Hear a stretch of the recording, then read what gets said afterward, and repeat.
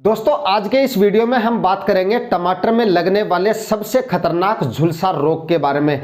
दोस्तों अगर आपकी टमाटर की फसल में एक बार झुलसे का अटैक हो जाता है, उसके बाद में झुलसे को जो है कंट्रोल करना काफ़ी मुश्किल हो जाता है और समय रहते अगर आप झुलसे का उपचार नहीं करते हैं, स्प्रे वगैरह नहीं निकालते हैं, तो आपकी टमाटर की फसल जो है वो पूरी तरह से बर्बाद हो सकती है, नष्ट हो सकती है। झुलसे का रोग अगर एक बार आपकी फसल में आ जाता है तो आसानी से फिर उसको कंट्रोल नहीं किया जा सकता। आज के इस वीडियो में हम इसी टॉपिक पे बात करने वाले हैं। टमाटर की फसल में झुलसे का रोग कब होता है, कौन कौन सी अवस्थाओं में हो सकता है, किस तरह से आप इसकी पहचान कर सकते हैं और किस तरह से आप इसको कंट्रोल कर सकते हैं और प्रिवेंटिव में आप इसके लिए कौन कौन से स्प्रे निकाल सकते हैं ताकि आपकी फसल में झुलसे का अटैक हो ही नहीं।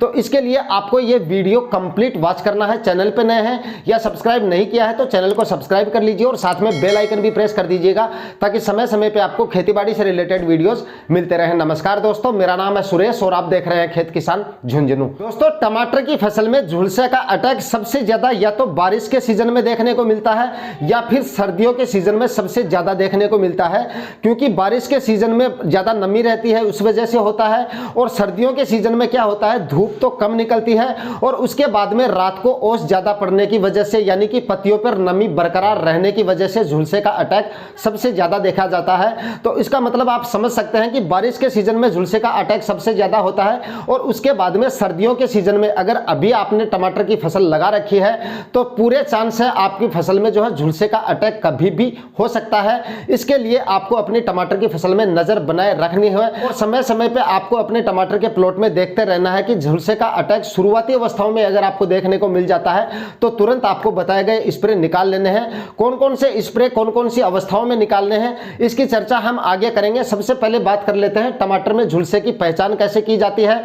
कौन सी अवस्थाओं में जो है झुलसे का अटैक सबसे ज्यादा देखा जाता है। दोस्तों हमारी टमाटर की फसल में झुलसे का अटैक किसी भी अवस्था में हो सकता है, यानी कि नर्सरी प्लांट्स में भी हो सकता है, प्लांटेशन के तुरंत बाद भी झुलसे का अटैक हो सकता है और उसके बाद में आपके टमाटर की फसल में कभी भी जो है झुलसा आ सकता है।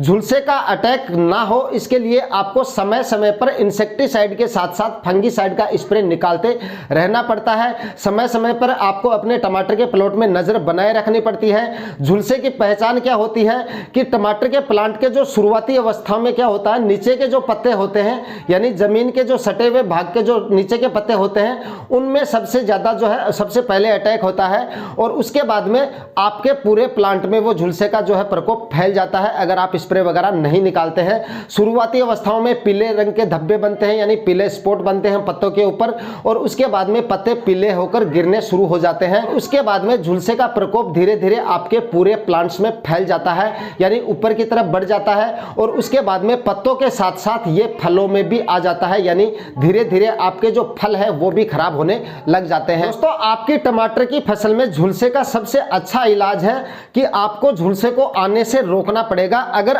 आ जाता है एक बार उसके बाद में कंट्रोल होना थोड़ा मुश्किल हो जाता है।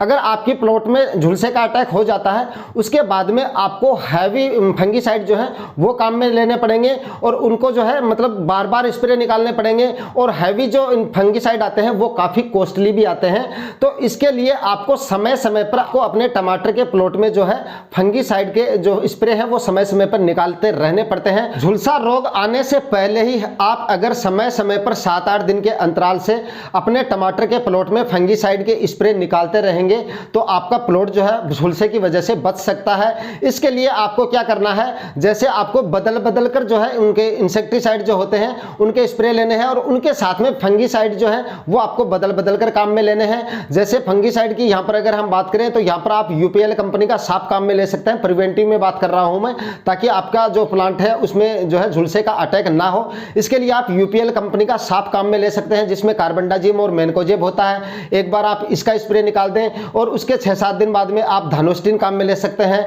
धानुका कंपनी का जिसमें कार्बेंडाजिम होता है 50%। एक बार आप इसका स्प्रे निकाल दें। इस तरह से आप जो है 6-7 दिन से आप बदल बदल कर जो है फंगीसाइड का स्प्रे निकालते रहें। और अगर आपके प्लॉट में जो है झुलसे का अटैक हो जाता है तो इसके लिए आपको क्या करना है दोस्तों, उसके बाद भी आपको अपने टमाटर के प्लॉट में जो है नजर बनाए रखनी है। यानी कि झुलसे का अटैक ये स्प्रे निकालने के बाद भी मतलब कुछ चांस है कि हो सकता है।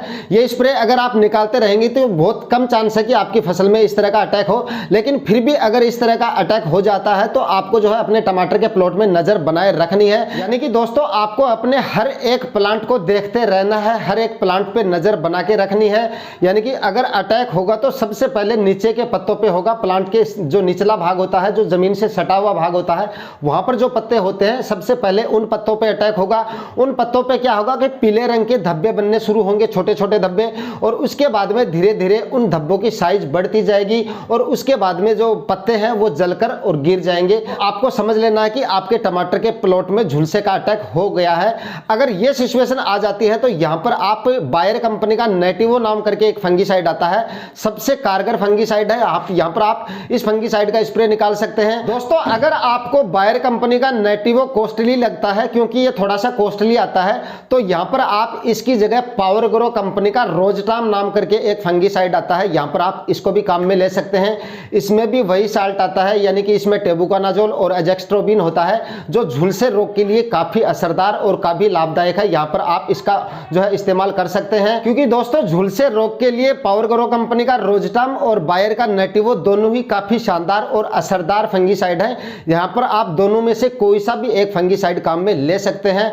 और अगर आपने कई दूर में यानी काफी एरिया में टमाटर की फसल लगा रखी है तो भाई आपको जो है दोनों ही फंगीसाइड खरीद लेने हैं, बदल बदल कर आप इनका स्प्रे निकाल सकते हैं, वो सबसे ज्यादा ठीक रहेगा। क्योंकि झुलसे का जो अटैक होता है वो काफी खतरनाक होता है और इसकी वजह से आपका जो टमाटर का प्लॉट है वो काफी हद तक प्रभावित हो सकता है, आपकी फसल जो है वो काफी हद तक बर्बाद भी हो सकती है। तो समय समय पर आपको झुलसे के बचाव के लिए आपको बदल बदल कर जो है शुरुआती अवस्थाओं में, जब तक झुलसे का अटैक न हो तब तक आपको बदल बदल कर जो है कई सारे फंगीसाइड मैंने आपको बताए हैं, और काफी सारे फंगीसाइड आते हैं जिनका आप बदल बदल कर इस्तेमाल कर सकते हैं। और अगर झुलसे का अटैक हो जाता है तब भी मैंने आपको 2 फंगीसाइड बता दिए हैं, दोनों में से किसी भी तरह का फंगीसाइड यहां पर आप काम में ले सकते हैं, और ये दोनों फंगीसाइड आप काम में लेकर अपनी फसल को झुलसे के रोग से बचा सकते हैं। दोस्तों आज के वीडियो में इतना ही। वीडियो में दी गई जानकारियां अगर आपको अच्छी लगी तो वीडियो को लाइक और शेयर कर दीजिएगा, चैनल पे नए हैं तो सब्सक्राइब जरूर कर लीजिएगा। मिलते हैं किसी नए वीडियो में नए टॉपिक के साथ, तब तक के लिए जय हिंद।